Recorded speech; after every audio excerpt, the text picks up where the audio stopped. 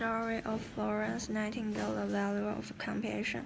Florence Nightingale was named after her birthplace, Florence, Italy. When almost 1 year old, she returned with her family to England. Their house was always full of friends and family. Florence would look after the children by inventing games and making sure they didn't get hurt. She also did whatever she can do to help injured horses and sick calves. She cared for wounded birds until they could manage themselves. Her father reminded her not to let her compassionate heart made her forget about her lesson. Florence often helped her mother deliver food to the poor around their estate. Her heart ached at the misery where some of them lived. When she grew older, she visited them by herself, especially sick. She wanted to make them well, so Florence decided to become a nurse. Her family was shocked because nursing was not a respected profession, but Florence was determined and studied books about medicine. One day, she persuaded a doctor to show her around a London hospital.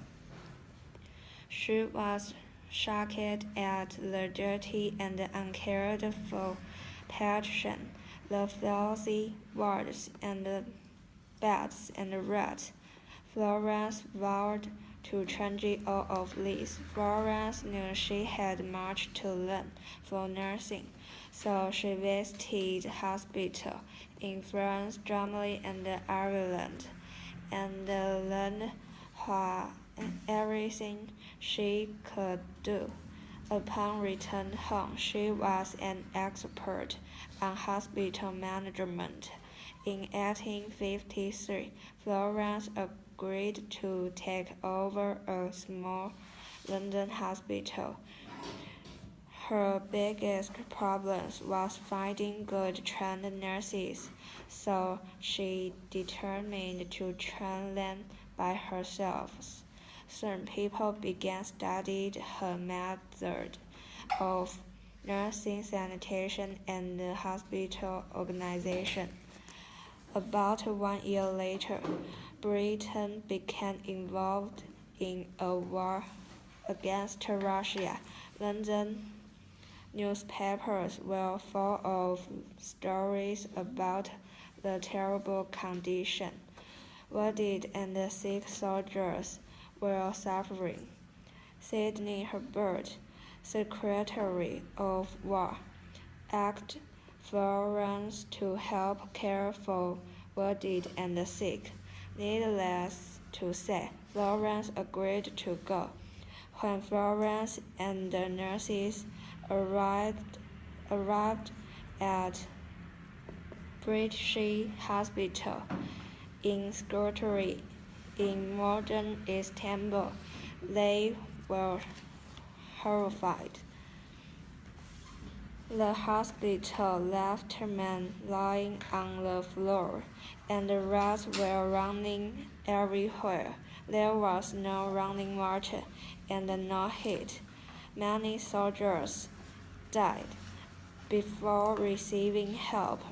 In spite of the shortage of staff, doctors wouldn't listen to her. They didn't like the ideas of women in army hospital until one day, 500 unexpected casualties.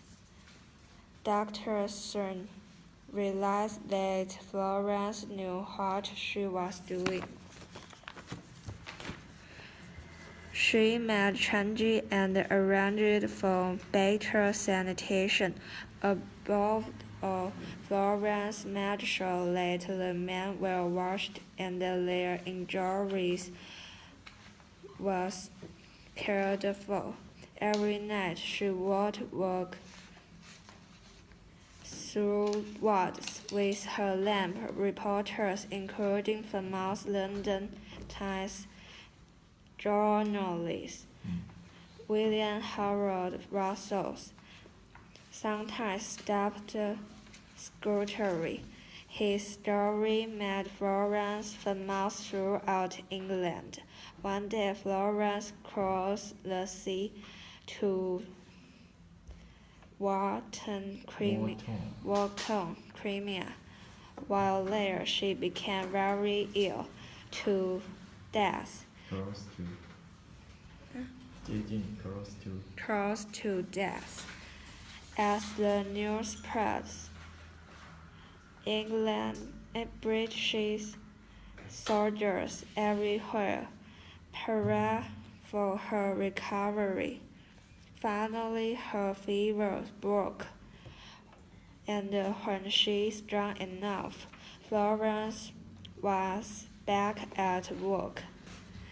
When she returned home afterward, Florence was astonished at people recognized her. A fund had even been set up in her honor. Many of soldiers she had nursed had made contributions. Now she can set up Nightingale Training School in London. After years of hard work, Florence Nightingale saw army barracks became less crowded and the soldiers' health improved. Hospitals became clean and cheerful. Nursing became an honored profession. All of this is because of the compassion of the lady with the lamp. 好。